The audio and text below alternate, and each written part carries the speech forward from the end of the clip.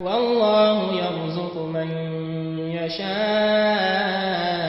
بغير حساب.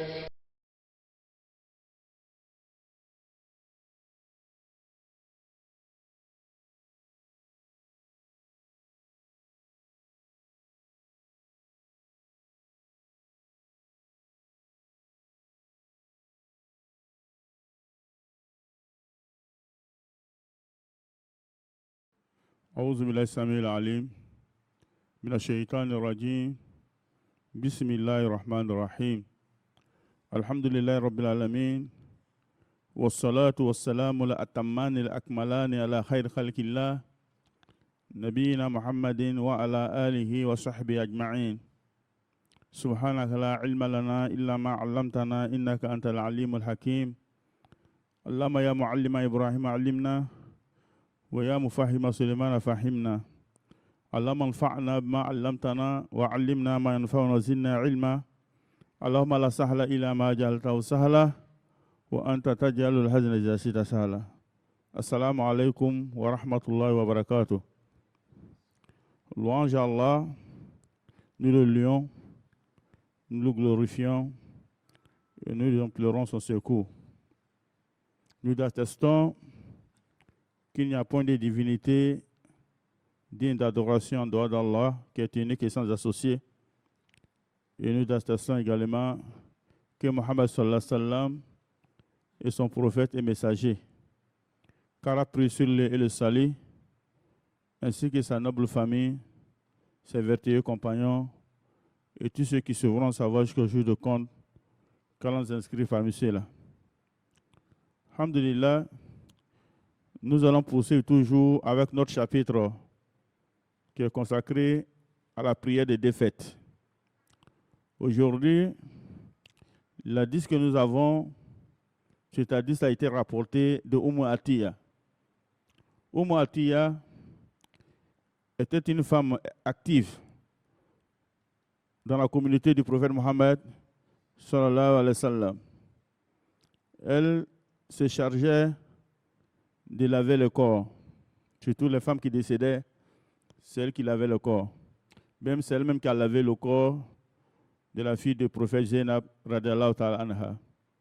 Donc, elle était très active et elle s'intéressait beaucoup aux problèmes des femmes. Donc ici, elle rapporte un hadith, elle nous dit قالت أمرنا أن نخرج العواتق والحيض في الإيدين يشهدن الخير ودعوة المسلمين ويعتزل الحيض المصلى متفق عليه. Ici, elle rapporte que le prophète sallam leur a ordonné de faire sortir les jeunes filles et les femmes indisposées pendant les deux fêtes, c'est-à-dire la fête de la rupture et celle du sacrifice, afin qu'elles assistent à la prière des musulmans et bénéficient de leur bénédiction. Mais cependant, celles qui étaient indisposées se mettaient à l'écart de la place destinée à la prière. Elles venaient, mais elles ne priaient pas, elles se mettaient à l'écart. C'est-à-dire, cela a été rapporté par Bukhari et Muslim. C'est-à-dire, ça renferme beaucoup d'enseignements. Premier enseignement, l'hadith là nous incite à participer à la prière des défaites. Puisque nous savons qu'à la base, la femme, il n'est pas obligé à la femme de venir prier à la mosquée et d'assister à la prière de groupe. Mais ici, le prophète sallam a ordonné aux femmes de sortir pour venir faire cette prière. Même les femmes qui ne sont pas en état de purité, c'est-à-dire les femmes qui sont indisposées, il leur donne aussi de venir prier, de venir faire cette prière. Donc, c'est ça qui montre qu'il incombe à tout musulman de venir participer à la prière des défaites. Mais la question qui se pose, est-ce que la prière des défaites fait partie des obligations ou bien c'est une simple sunna, ou bien, si vous voulez, une simple recommandation? Il y a une divergence de vie entre les ulémas par rapport à cette question. Il y a des ulama qui disent innaha sunna, que le fait de venir prier, de venir participer à la prière de défaite est une sunna. C'est-à-dire c'est une recommandation, mais ce n'est pas une obligation. Leur argument, ils disent que le prophète sallallahu alayhi wa sallam, lorsqu'il envoya Mu'az bin Jabal à Yémen, il lui a dit وَأَعْلِمُهُمْ أَنَّ اللَّهَ افْتَرَضَ عَلَيْهِمْ خَمْسَ صَلَوَاتٍ فِي كُلِّ يَوْمٍ وَلَيْلَةٍ. Que informe-les que Allah subhanahu wa ta'ala a rendu 7 prières obligatoires sur eux, jour comme nuit. Donc, il a bien dit que ces 5 prières qui sont obligatoires. En dehors de ces prières, 5 prières-là, il n'y a pas autre prière obligatoire dans l'islam.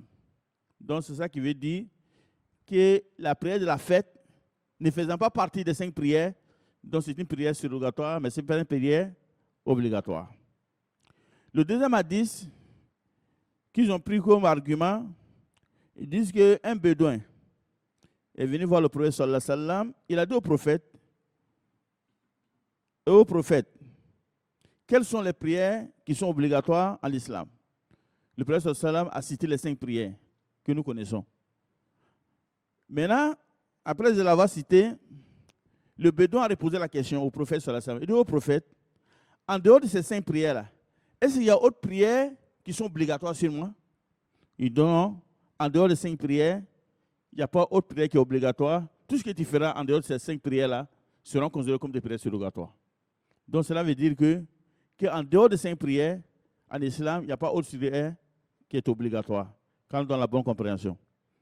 Donc la prière des fêtes n'est pas une prière obligatoire, selon cet avis-là. Le deuxième avis, ils disent que la prière des fêtes est une obligation collective. C'est-à-dire, si une partie des musulmans font cette prière, même si les autres ne font pas, il n'y a pas de problème.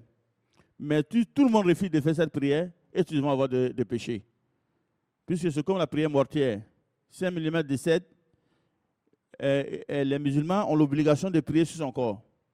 Mais on ne demande pas à tous les musulmans de venir prier sur le corps. Si une partie des musulmans prient sur le corps, même si le reste ne prie pas, il n'y a pas de problème. Donc, il dit ça. Puisque ça fait partie des grands événements de l'islam. Alors, en délaissant ça, cela montre que nous avons délaissé une injonction sacrée de la part d'Allah subhanahu wa ta'ala et cela conduit à des péchés. Donc, c'est une obligation collective et non une obligation individuelle. Troisième avis, ils disent que la prière de la fête est une obligation individuelle. Chacun doit y participer. Leur argument, ils disent que les femmes, à la base, la prière à la mosquée n'est pas obligatoire pour la femme. Mais pour la prière de la fête, le prophète a ordonné aux femmes de venir assister à cette prière. Même celles qui sont en état de menstruer. Donc ça montre que c'est une obligation pour tout le monde d'y assister. Mais c'est-à-dire cela, les gens disent que si on regarde la vie qui est proche et qui est conforme au texte de l'islam, c'est que la prière des fêtes n'est pas une obligation. La prière des fêtes n'est pas une obligation, mais c'est fortement recommandé. Le musulman doit tout faire pour y participer. Sinon, ce n'est pas une obligation. Puisqu'en dehors de 5 prières, il n'y a pas autre prière qui est obligatoire en islam. Mais celui qui refuse de venir encourt un grand danger, quand on donne la bonne compréhension. Maintenant, si on dit que les femmes en état de menstruer doivent assister à la prière de la fête, est-ce que cela est une obligation ou bien c'est une recommandation? Les musulmans sont tous d'accord pour dire que le fait que la femme vienne assister, ce n'est pas une obligation, mais c'est une recommandation. Maintenant, si la fête tombe un vendredi, quelle attitude le musulman doit-il avoir? Si la fête tombe un vendredi, nous savons qu'il y a la prière de la fête qui est obligatoire qui est là. La prière de vendredi qui est là, qui est obligatoire. Alors que la prière de la fête est surrogatoire. Qu'est-ce que le musulman doit faire? Les ulama disent que si la fête tombe un vendredi, la prière de Juma ou bien la prière de vendredi reste obligatoire.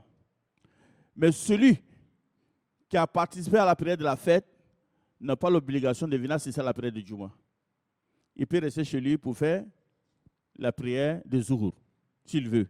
Mais s'il vient à la prière de Juma, il aura plus de mérite, quand on donne la bonne compréhension. Mais ce n'est pas une obligation pour lui de venir.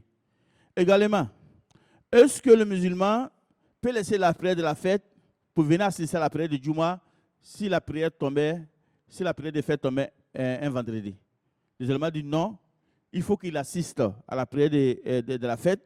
Ensuite, il vient à la prière de Juma, s'il le veut. Mais s'il ne le veut pas, il n'y a aucun problème. Il peut rester et puis prier chez lui à la maison pour ce jour-là seulement, quand on donne la bonne compréhension. Deuxième enseignement, l'hadith nous montre aussi que les places destinées à la prière des fêtes, ces places-là prennent le statut des mosquées. Puisque il a dit ici dans l'hadith qu'on dit aux femmes qui sont en état de menstruer de s'écarter de la place destinée à la prière. Nous savons tous que la femme indisposée ne doit pas rentrer dans la mosquée. Le fait qu'elle s'écarte de la place destinée à la prière, cela montre que ces places-là ont le même statut que la mosquée. Maintenant, la question qui se pose, est-ce qu'il y a les places dont on prie une seule fois dans l'année, les places dont on prie une seule fois dans l'année, est-ce que ces places-là prennent le statut de la mosquée? Nous savons que les prières des fêtes, c'est une fois ou deux fois dans l'année. Est-ce que ces coins-là prennent le statut de la mosquée? Les ulama disent que non, qu'ils ne s'en prennent pas le statut de la mosquée. Ils n'ont pas le même statut que la mosquée. Maintenant, ils disent aussi, lorsqu'un groupe de personnes, ils prennent un endroit pour faire la prière de Juma. Uniquement, ils ne font que la prière de Juma. Est-ce que ces places-là, où on fait la prière de Juma, ont le statut de la mosquée aussi? On dit non. Ces places-là n'ont pas le statut de la mosquée. Donc, ça veut dire que tout ce qu'on ne peut pas faire dans la mosquée, on peut faire ça là-bas. À la mosquée, on ne doit pas rentrer, s'asseoir sans faire des rakats. Il faut forcément faire des rakats avant de s'asseoir. Ça, c'est ce qu'on appelle la salutation de la mosquée. Lorsque le musulman rentre dans la mosquée, quelle que soit l'heure, il ne doit pas s'asseoir sans avoir accompli des rakats. C'est ce qu'on appelle tahiyatul masjid ou bien la salutation de la mosquée. Maintenant, ces endroits-là où on prie les vendredis, pourtant ce n'est pas des mosquées, et c'est uniquement vendredi qu'on prie là-bas. Si le musulman va là-bas, il n'a pas l'obligation de faire des rakats avant de s'asseoir. Il peut s'asseoir directement, puisqu'il n'a pas le statut de la mosquée. Ça, c'est un. Deuxièmement, lorsque nous sommes dans la mosquée, il est interdit de vendre ou bien d'acheter quelque chose. On n'achète rien dans la mosquée, on ne vend rien dans la mosquée. Même si tu veux payer quelque chose, vous sortez au dehors. On ne doit pas juger des prix dans la mosquée, on ne doit pas faire des ventes dans la mosquée, on doit faire des achats dans la mosquée. On doit obligatoirement tout sortir. Mais lorsqu'on se trouve dans ces lieux-là, on peut faire des ventes, on peut faire des achats, puisqu'ils n'ont pas le statut de la mosquée. Dans la mosquée aussi, lorsqu'on paie un objet, on n'a pas le droit de venir chercher ça dans la mosquée ou bien de venir réclamer ça dans la mosquée. Lorsque nous trouvons dans ces endroits-là, on peut faire ça, pas de problème, puisqu'ils n'ont pas le statut de la mosquée quand on donne la bonne compréhension. Maintenant, troisième enseignement, la douce nous montre aussi que lorsque les musulmans se réunissent pour une cause légiférée, je dis bien pour une cause légiférée, cela procure de la baraka.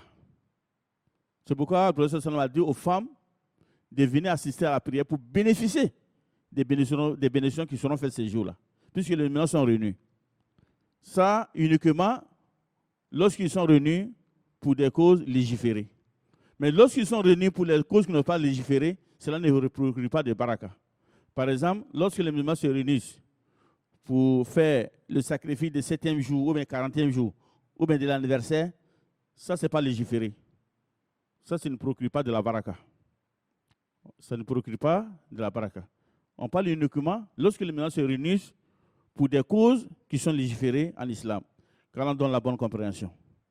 Également, l'hadith nous enseigne qu'il est permis à la femme en l'état de menstruer d'assister, de venir participer au rassemblement des musulmans.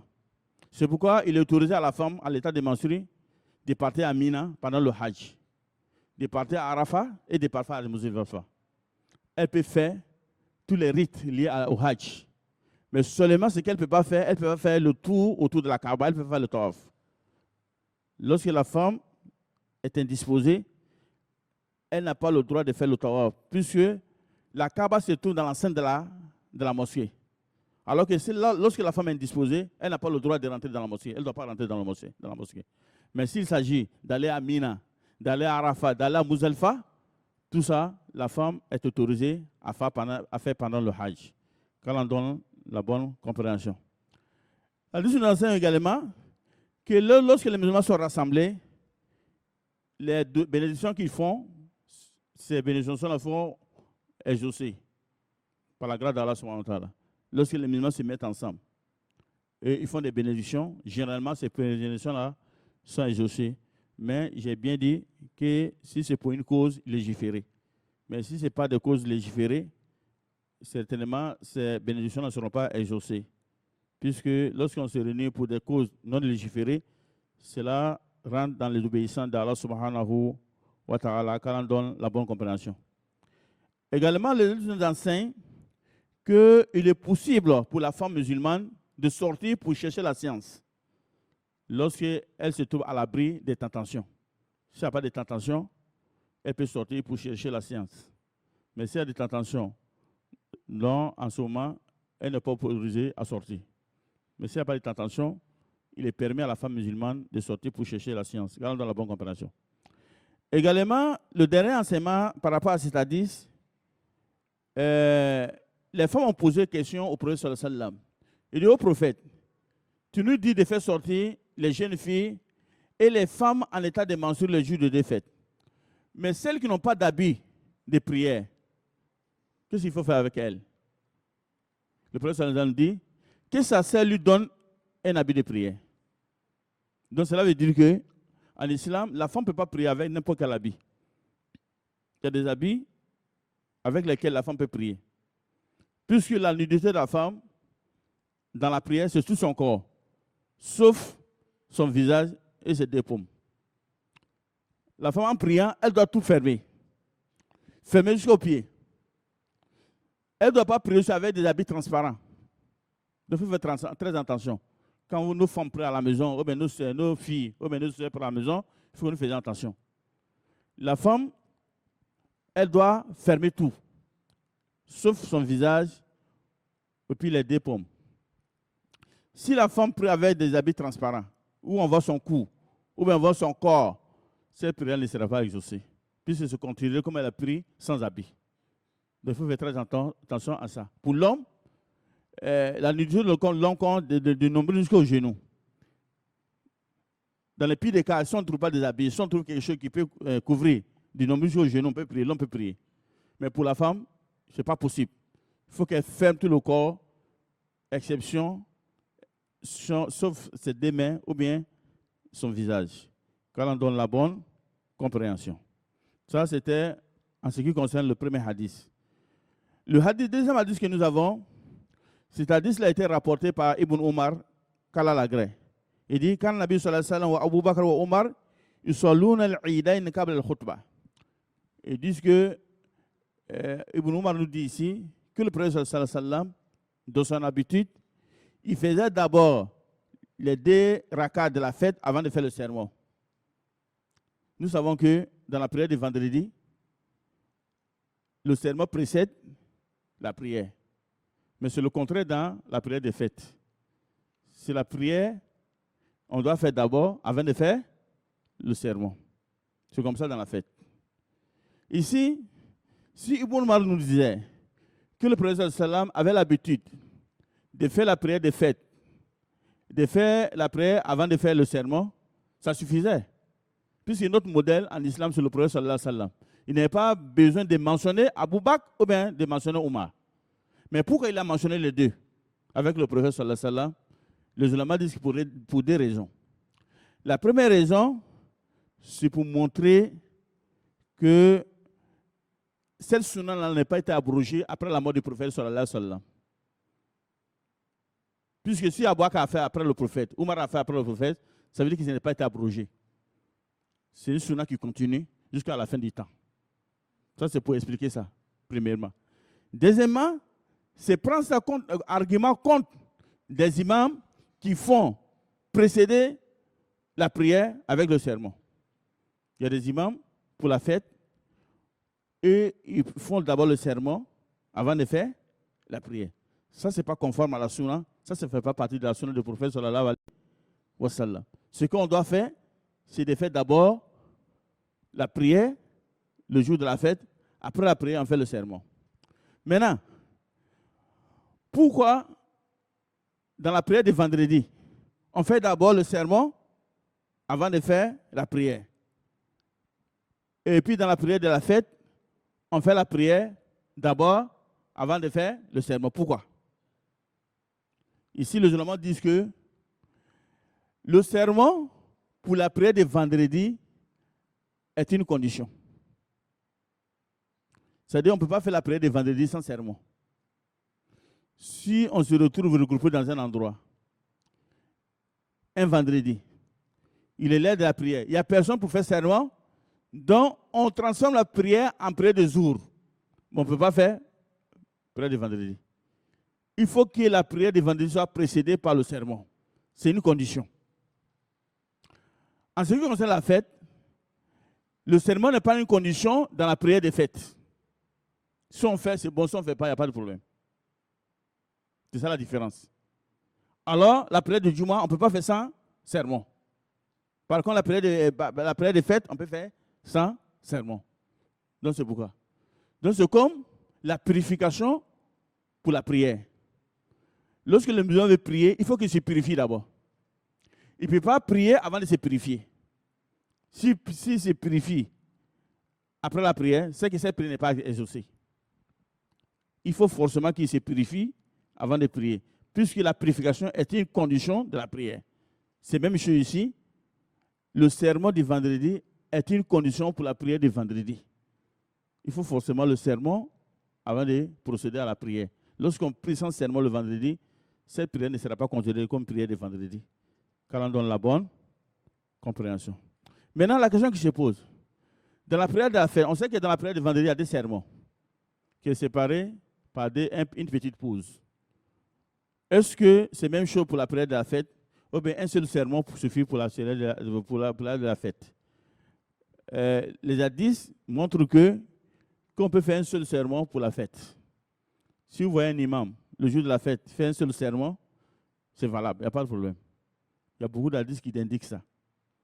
Mais s'il fait aussi des sermons, il y a des hadiths qui indiquent qu'il faut des sermons. Donc, s'il fait 2, c'est bon. S'il fait 1, c'est bon aussi. Quand on donne la bonne compréhension.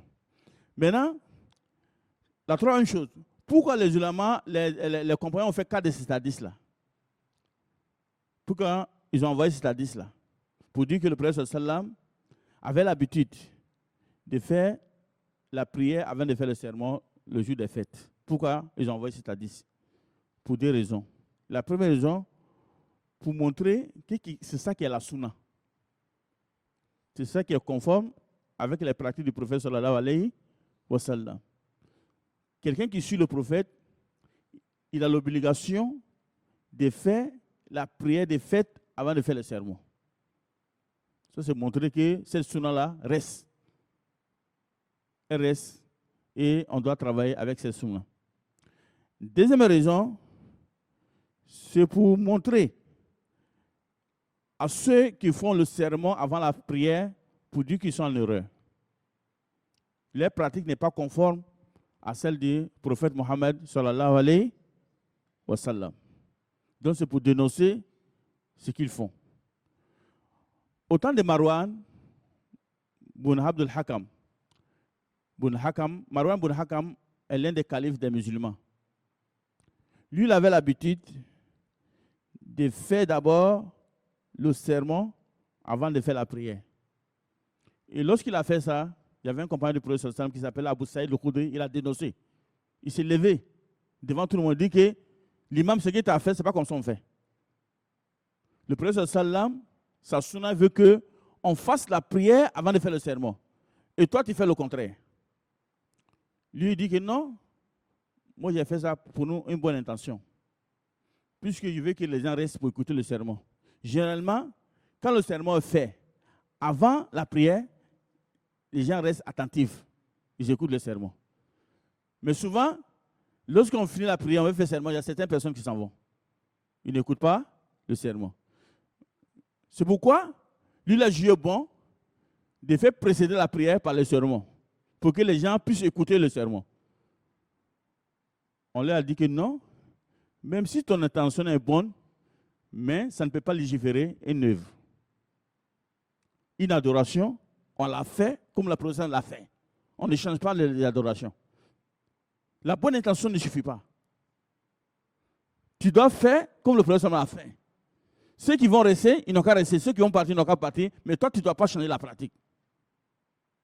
Tu ne dois pas changer les choses. Donc cela nous montre clairement que tout ce qu'on fait en matière de religion, si c'est une adoration, il faut que ça soit conforme à la pratique du prophète. Sinon, autrement dit, on va qualifier ça de bid'a, des innovations. On va dire que non, moi j'ai une bonne intention. La bonne intention ne suffit pas. Si on ouvre cette porte-là, chacun va dire qu'il a une bonne intention. Il va introduire dans la religion ce qui n'est pas dans la religion. Donc, avec ta bonne intention, tu suis le prophète sallallahu alayhi wa sallam, tu n'as pas le droit de faire autre chose en dehors de ce que le prophète sallallahu alayhi wa sallam a fait. C'est pourquoi même Calife Ousmane, radiallahu ta'ala anhu, qui vient après Abu Bakr et Omar, c'est-à-dire il est le quatrième personnage en islam. Après le prophète, après Abu Bakr, après Omar, c'est Ousmane qui vient. Ousmane, au début de sa khilafa, lorsqu'il était à Mina, il faisait la prière des jours 4 rakats, et 2 rakats, comme le prophète faisait. La prière de qu'on appelle Zour, prière de As, prière de Isha. Il les raccourcissait, comme le prophète avait l'habitude de faire. Mais un moment après, il a commencé à compléter la prière à Mina. Il fait 4 rakats au lieu de 2. Lorsqu'il était interrogé, il dit les gens viennent de différents coins. Si moi j'ai raccourci la prière, certains vont penser que désormais la prière de Zour et la prière de As et celle de Isha sont raccourcies. Donc ils vont partir, ils vont continuer à faire ça. Pour leur dire que la prière n'a pas changé, le nombre de prières n'a pas changé, moi j'ai fait 4 pour leur enseigner. Mais les Sahaba qui étaient là, les compagnons ils ont dénoncé, ils disent non, tu n'as pas fait ça. Toi, tu ne peux pas guider les gens plus que le prophète sallallahu alayhi wa sallam. Le prophète sallallahu alayhi wa sallam, lui, en son temps, il faisait 2. Donc, tu dois te conformer à ça et tu n'as pas le droit de changer. OK? Donc, cela a été dit à qui? À Ousmane. Si on a dit ça à Ousmane et les autres personnes, on ne peut pas le dire? On doit le dire. Quand on donne la bonne compréhension. Donc, voici ce que c'est-à-dire là nous enseigne. Également, nous avons un troisième hadith qui a été rapporté par Ibn Abbas radiallahu ta'ala anhuma. An-Nabi sallallahu alayhi wa sallam salla yawm al-Eid rak'atayn lam yusalli qablaha wala ba'daha. Que le prophète sallam, le jour de la fête, il a fait 2 rakats. Il n'a pas fait de prière ni avant ni après. C'est-à-dire, pour la prière de la fête, le jour où on fait seulement 2 rakats, on ne fait pas autre chose. Qu'est-ce que le prophète sallam a fait? C'est-à-dire, ça a été rapporté par Ibn Abbas. Maintenant, la question qui se pose, est-ce que ça concerne seulement l'imam ou bien ça concerne tous les fidèles? Puisqu'il est dit ici que le prophète sallam n'a pas fait de prière avant ni après la prière de la fête. Nous savons tous que le prophète sallam était l'imam, celui qui était l'imam. Et l'imam, lui n'attend pas, mais celui on attend. Généralement, les gens viennent attendre l'imam. Si l'imam arrive, lui n'attend personne, lui commence à prier. Donc, on voit qu'il ne peut pas faire de prières. Mais ceux qui sont venus dans la mosquée depuis là, est-ce qu'ils peuvent faire des prières avant l'arrivée de l'imam ou bien ils ne peuvent pas faire de la prière? Voici la question qui se pose. Le jour de la fête, si moi je viens à la mosquée, est-ce que je dois faire des prières surrogatoires avant l'arrivée de l'imam ou bien je n'ai pas le droit de faire ces prières surrogatoires-là? Voici la question. Il y a 3 avis des ulémas. Il y a des ulémas qui disent que lorsque tu viens le jour de la fête, que l'imam n'est pas encore arrivé, tu fais faire autant de rakats que tu veux. C'est comme la prière de Juma. Le prophète a dit, celui qui vient pour la prière de Juma, il peut prier autant de fois qu'il veut, avant l'arrivée de l'imam. Donc pour eux, lorsque tu viens, puisqu'il n'y a pas un texte qui interdit cela, tu viens pour la fête, tu pries autant de fois que tu veux avant l'arrivée de l'imam. Voici ce qu'est leur avis. Deuxième avis, ils disent que tu ne dois pas prier avant l'arrivée de l'imam. Tu dois t'asseoir pour attendre l'imam. Mais lorsque l'imam finit la prière, maintenant, et puis il finit la prière et puis le sermon, maintenant tu peux te lever pour faire des prières surrogatoires. Puisqu'il n'y a aucun texte qui interdit cela. Ça fait des avis. Troisième avis, ils disent que lorsque tu viens, le jour de la fête, tu peux faire des rakats pour la salutation de la mosquée et puis tu t'assois. Mais ici, ça a besoin d'une précision. Au temps du prophète sallam, on ne faisait pas la prière de fête dans la mosquée. On faisait ça en dehors de la mosquée. Même si vous partez à l'intérieur, même certains coins d'Abidjan ici, où il y a des espaces, on ne fait pas la prière de fête dans la mosquée. Mais chez nous, comme on n'a pas d'espace, c'est pourquoi on a l'obligation de faire ça dans la mosquée ici. Sinon, normalement, on ne doit pas faire la prière de fête dans la mosquée. On doit faire ça en dehors de la mosquée. Si la prière s'est faite, c'est un espace qui n'est pas la mosquée. Lorsque tu viens le jour de la fête, tu ne dois pas faire des rakats. Tu dois t'asseoir pour attendre la prière de l'imam. Et puis après le sermon, tu t'en vas, tu ne fais pas de rakats. OK? Puisque j'ai dit tout à l'heure que ces endroits n'ont pas le statut de la mosquée. Ces endroits n'ont pas le statut de la mosquée. Donc si on vient, on s'assoit, on n'a pas de prière à faire. Par contre, si la fête est célébrée dans la mosquée, le prophète nous dit, lorsque le musulman rentre dans la mosquée, il ne doit pas s'asseoir sans avoir accompli des rakats. Pour la salutation de la mosquée, c'est une obligation. Donc lorsque la fête est célébrée dans la mosquée, lorsque vous venez, vous devez faire des rakats avant de vous asseoir. OK? Vous devez faire des rakats avant de vous asseoir. Puisque vous êtes dans la mosquée et vous n'avez pas le droit de vous asseoir dans une mosquée sans avoir salué la mosquée d'abord. Et la salutation de la mosquée s'est faite avec deux rakats. OK? Voici ce qu'ils ont dit. Et c'est cet avis-là qui est proche de la vérité, qui est conforme au texte. Lorsque la prière est célébrée en dehors de la mosquée, on vient, on ne fait rien, on s'assoit. Mais lorsque c'est célébré dans la mosquée, si on arrive avant l'arrivée de l'imam, on célèbre, on fait les deux rakats avant de s'asseoir. OK? Maintenant, sauf dans deux cas. Le premier cas, si notre arrivée coïncide avec l'arrivée de l'imam, dans ce moment, on ne fait plus de rakats. Donc, on suit la prière de l'imam, et puis la prière de l'imam remplace les deux rakats que nous devons faire. Le deuxième cas, comme je l'ai dit tantôt, lorsque la prière est célébrée au dehors, on ne fait pas de prière de salutation. OK? Maintenant, si on vient aussi, il faut savoir aussi que même en dehors de la prière de fête, lorsque les prières qui sont liées à la prière sont obligatoires, nous avons des prières surrogatoires qui sont liées à la prière obligatoire, qui sont au nombre de 12 rakats qu'on doit faire quotidiennement. C'est-à-dire 4 rakats avant Zour, 2 rakats après Zour, 2 rakats après Maghrib, 2 rakats après Isha, et puis 2 rakats avant Fajr. Ça fait combien? 12. Maintenant, ce qui nous concerne ici, lorsque nous venons avant Zour, ils ont fait l'appel, nous venons avant Zour. Nous venons rentrer dans la mosquée. On ne fait pas d'abord la salutation de la mosquée avant de faire les 4 rakats. On fait les 4 rakats qui précèdent la prière du jour, et puis ça remplace les rakats de la salutation de la mosquée. OK? Comme ça on fait. Maintenant, en ce qui concerne la prière de Fajr aussi, il y a deux cas. Lorsque vous rentrez dans la mosquée pour la prière de Fajr, soit le muezzin a déjà fait l'azan, le deuxième appel, ou bien soit il n'a pas encore fait le deuxième appel. S'il n'a pas fait le deuxième appel, ça veut dire que l'heure de Fajr n'est pas encore arrivée. Donc, si vous rentrez dans la mosquée, vous avez l'obligation de faire 2 rakats avant de vous asseoir. Et puis, lorsqu'il va venir faire l'azan, vous faites encore 2 rakats pour les 2 rakats qui précèdent la prière de Fajr. OK? Maintenant, si vous rentrez, vous venez à un moment où le médecin a fait déjà le deuxième appel. En ce moment, vous faites 2 rakats qui précèdent la prière de Fajr et puis vous asseyez. Ça remplace, qu'on appelle, la prière de quoi? Les 2 rakats de salutation de la mosquée. Maintenant, si vous rentrez dans une mosquée, vous avez trouvé les gens en train de faire la prière mortuaire. Vous êtes venus tomber sur une prière mortuaire dans la mosquée. Est-ce que ça remplace les 2 rakats, mais ça ne remplace pas?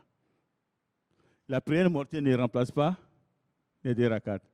Si vous trouvez les gens en train de faire, toi tu viens de rentrer dans la mosquée, puis tu as trouvé les gens en train de faire la prière mortuaire, tu rentres avec eux, mais après la prière mortuaire, tu viens t'asseoir dans la mosquée, tu fais 2 rakats avant, tu t'assois. OK? Maintenant, celui qui se trouve dans la mosquée sacrée de la Mecque, là-bas, est-ce que il faut faire le tawaf ou bien il faut faire les 2 rakats? On sait que c'est le seul endroit où on fait tawaf dans le monde. Donc, lorsque le musulman se trouve là-bas, ce qui est plus recommandé, c'est le tawaf que les prières. Il doit faire beaucoup de tawaf, puisque c'est le seul endroit où on fait le tawaf. OK? S'il fait le tawaf là remplace les 2 rakats.